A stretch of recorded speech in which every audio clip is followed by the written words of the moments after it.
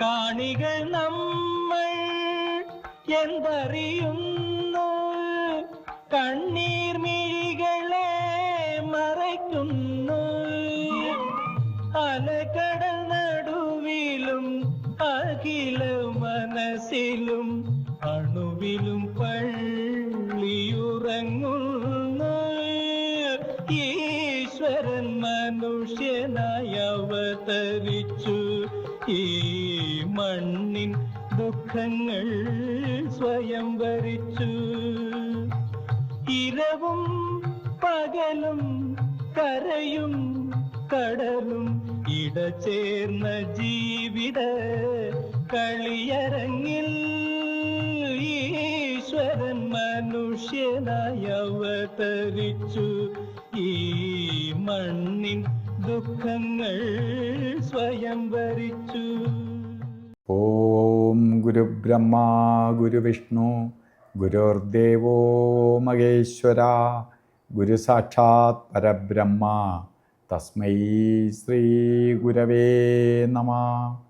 ഓം ചിന്താലേശായ പരമഗുരുവേ നമഃ.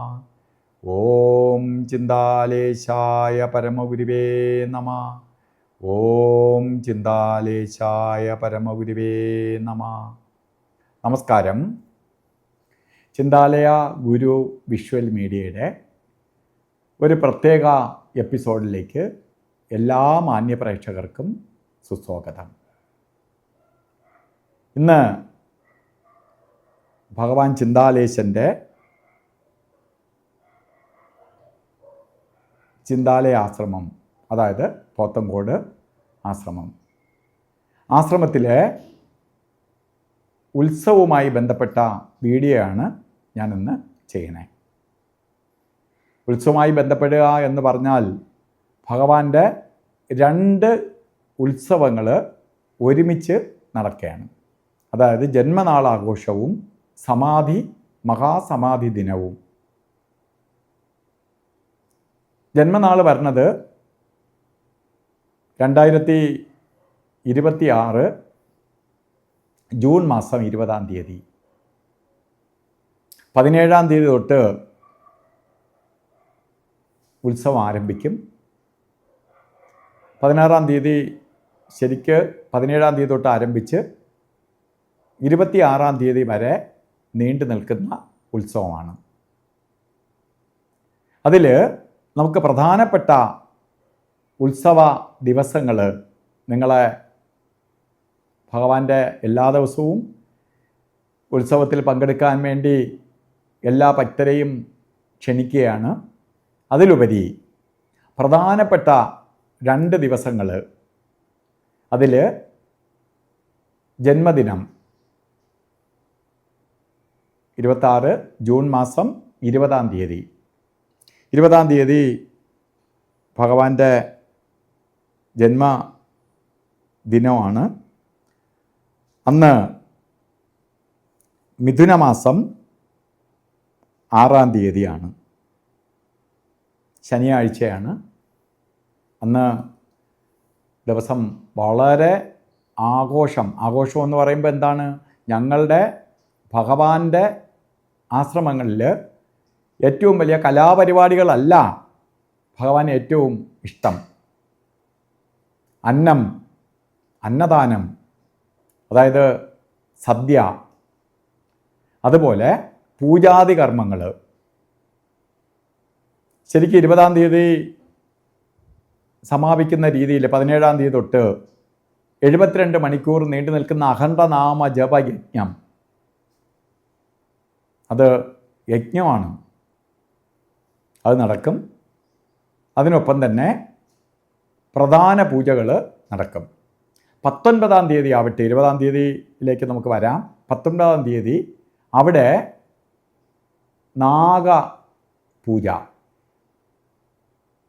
നാഗപൂജ ആയില്യമാണെന്ന്, മകമാണ് ഭഗവാന്റെ തിരുനാൾ. ആയില്യത്തിൻ്റെ അന്ന്, അതായത് 19-ാം തീയതി നാഗർക്ക് വിശേഷാൽ പൂജ. അവിടെ സ്വയംഭു നാഗമാണ് ഭഗവാന്റെ സന്നിധിയിലിരിക്കുന്ന, അതായത് ചിന്താലയ ആശ്രമ ക്ഷേത്രത്തിലുള്ള നാഗരാവിട്ട് സ്വയംഭൂ നാഗമാണ്. അവിടെ പണ്ട് കൊടുക്കുന്ന ഓരോന്നും നാഗർ വന്ന് കഴിക്കുമായിരുന്നു. അങ്ങനെ നാഗരെ പേടിച്ച് നാഗരില്ലാത്ത ദിവസമില്ല. വിഗ്രഹത്തിലും ചുറ്റുപാടിലുമായിട്ട് നാഗങ്ങളുടെ ഒരു ഗ്രൂപ്പ് തന്നെ ഉണ്ടാവും. ഇത് പലരും ഭയന്ന് ഭഗവാനോട് പറഞ്ഞതിന് ശേഷം പിന്നെ നാഗങ്ങൾ പ്രത്യക്ഷത്തിൽ വരാതെയായി. അപ്രത്യക്ഷമായിട്ടുണ്ട്, കാരണം സ്വയംഭൂ ആയതുകൊണ്ട് ഉണ്ട്. നമ്മളെ പ്രത്യക്ഷത്തിൽ നമ്മൾ കാണുന്നില്ല എന്ന് മാത്രം. അപ്പോൾ അവിടെ നാഗദോഷം ഉള്ളവർക്ക്, എത്ര നാഗദോഷത്താൽ ദുഃഖിക്കുന്നവർക്കും നാഗശാപത്താൽ ദുഃഖിക്കുന്നവർക്കും ഭഗവാന്റെ സന്നിധിയിലെ നാഗപൂജ പരിഹാരം കണ്ട് വരുന്നതായി കണ്ടിട്ടുണ്ട്. എത്ര ദോഷവും ശമിക്കുന്നതായി കണ്ടിട്ടുണ്ട്. അപ്പോൾ 19-ാം തീയതി മറ്റ് പൂജകൾക്കൊപ്പം പ്രത്യേക പൂജയായി നാഗപൂജയുണ്ട്. 20-ാം തീയതി തിരുനാളിന് വിശേഷാൽ പൂജകളുണ്ട്. ഗണപതി ഹോമം, മൃത്യുഞ്ജയ ഹോമം, സുദർശന ഹോമം, അതേപോലെ മറ്റ് അഖണ്ഡനാമ ജപ യജ്ഞം, അന്നദാനം. അന്നദാനം വലിയ വിശേഷമാണ്. കാരണം അന്നദാതാവ് അന്നപൂർണേശ്വരനാണ്, സാക്ഷാൽ ഭഗവാൻ ചിന്താലേശൻ. വരുന്നവർക്കെല്ലാം അന്നം കൊടുക്കുക. വിശപ്പ് എല്ലാവർക്കും, വലിയവനും ചെറിയവനും ഒരുപോലെ ഉള്ളതാണ് വിശപ്പ്. അപ്പോൾ അന്നമാണ് ഈശ്വരൻ എന്ന് ഭഗവാൻ പറയുമായിരുന്നു. ആ അന്നപൂർണേശ്വരൻ്റെ ജന്മദിനത്തിന് അന്നത്തെ സദ്യ വളരെ വിശേഷമാണ്. കാരണം ആ സദ്യ കഴിച്ച്, പ്രസാദ സദ്യയാണ്, അല്ലാതെ സദ്യയല്ല. സദ്യ ഇപ്പോൾ എല്ലായിടത്തും ഉണ്ട്. ഇത് പ്രസാദ സദ്യയാണ്. അത് കഴിച്ച് പോയവർക്ക് അസുഖ ശമനവും സമാധാനവും ശാന്തിയും സന്തോഷവും ഒക്കെ വന്നു ചേരും. ഇവിടുത്തെ പ്രധാന വഴിപാടും കൂടിയാണ് അന്നദാനം. അന്നദാനം മഹാദാനം.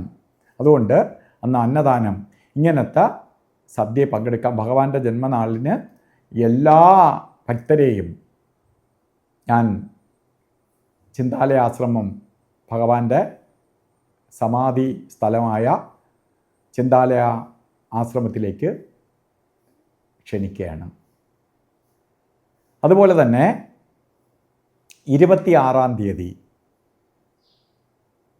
ജൂൺ മാസം 26-ാം തീയതി, 20-ാം തീയതി ഭഗവാന്റെ ജന്മദിനം, 26-ാം തീയതി ഭഗവാന്റെ സമാധി ദിനം. അന്ന് ഈ പറഞ്ഞതുപോലെ വിശേഷ പൂജകൾ, ഗുരുപൂജ അടക്കം. ഗുരുപൂജ എന്ന് പറയുമ്പോൾ 1 മണിക്കൂർ നീണ്ടു നിൽക്കുന്ന ഗുരുപൂജ, വളരെ വ്രതാനുഷ്ഠാനത്തോടു കൂടിയുള്ള ഭക്തന്മാർ ഭഗവാന് പ്രാർത്ഥനയോടുകൂടി 1 മണിക്കൂർ നീണ്ടു നിൽക്കുന്ന ഗുരുപൂജ. അതുപോലെ തന്നെ അഖണ്ഡനാമ ജപയജ്ഞം, സുദർശന ഹോമം, അതുപോലെ ചിദംബരം ക്ഷേത്രത്തിൽ നിന്ന് വരുന്ന പൂജാരിമാരുടെ രുദ്രഹോമം.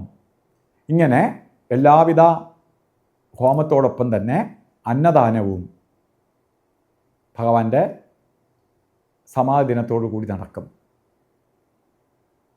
സമാധി ദിനത്തിനുള്ള ഏറ്റവും വലിയ പ്രത്യേകത, ഭഗവാന്റെ സമാധിയിലേക്ക് പ്രവേശിക്കാൻ ഏവർക്കും പ്രവേശിക്കാൻ പറ്റുന്ന ഒരേ ഒരു ദിവസമേ ഉള്ളൂ ഒരു വർഷത്തിൽ. അത് ഭഗവാന്റെ സമാധി ദിനത്തിലാണ്. അന്ന് ഭഗവാന്റെ സമാധി ദർശിക്കാം. അല്ലാത്ത ദിവസങ്ങളിൽ കാണാം, സമാധിയിലേക്ക് പ്രവേശിക്കാൻ സാധ്യമല്ല. അന്ന് സമാധിയിൽ പുഷ്പാർച്ചന ചെയ്യാനുള്ള അവസരം ഏത് ഭക്തനും ലഭിക്കുന്ന ദിവസമാണ്.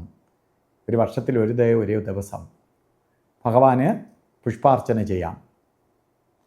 അപ്പോൾ ഈ അവസരം എല്ലാ ഭക്തരും വിനിയോഗിക്കുക. ഭഗവാന് പുഷ്പാർച്ചന ചെയ്യുക എന്ന് പറഞ്ഞാൽ അത് ഈശ്വരനെ പുഷ്പാർച്ചന ചെയ്യുന്നതാണ്.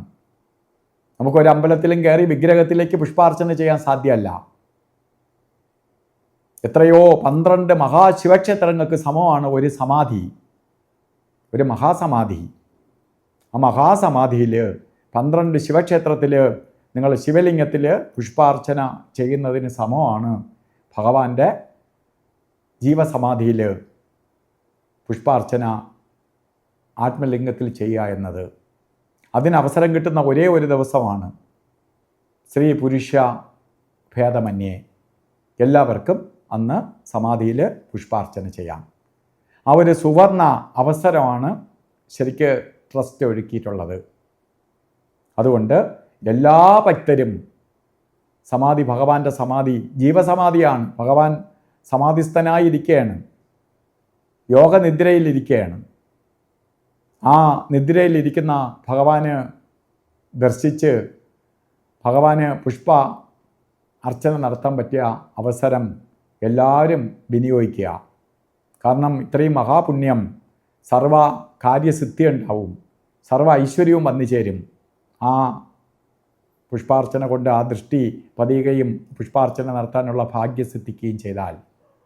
അതുകൊണ്ട് എല്ലാ ഭക്തരെയും ഭഗവാന്റെ തിരുസന്നിധിയിലേക്ക് സ്വാഗതം ചെയ്യുകയാണ്. കാരണം ഈ സുവർണ അവസരം നിങ്ങൾ പ്രയോജനപ്പെടുത്തുക.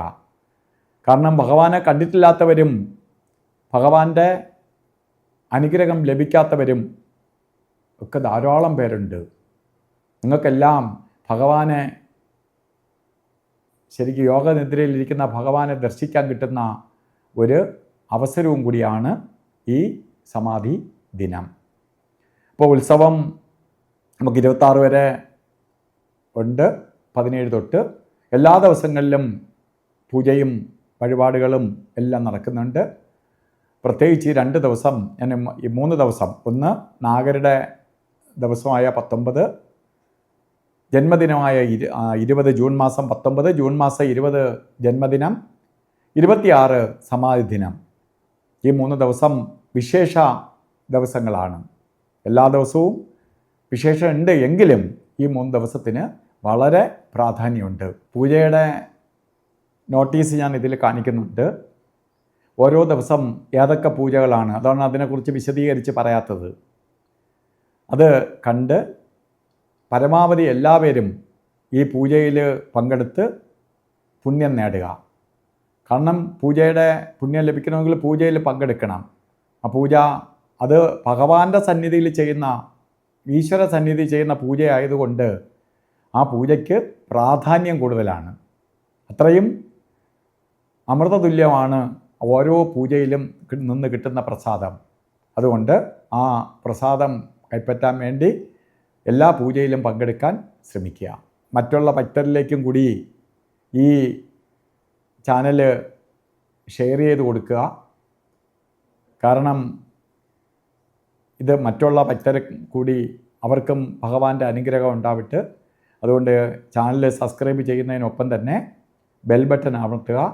മറ്റ് ഭക്തർക്കും കൂടി ഷെയർ ചെയ്ത് കൊടുക്കുക.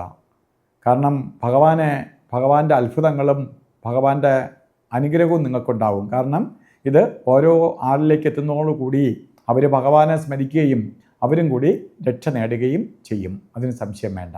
എല്ലാ ഭക്തരും ഈ അവസരം വിനിയോഗിക്കുക. എല്ലാവരെയും ഭഗവാന്റെ തിരുസന്നിധിയിലേക്ക് ഞാൻ സ്വാഗതം ചെയ്യുന്നു. നമസ്കാരം.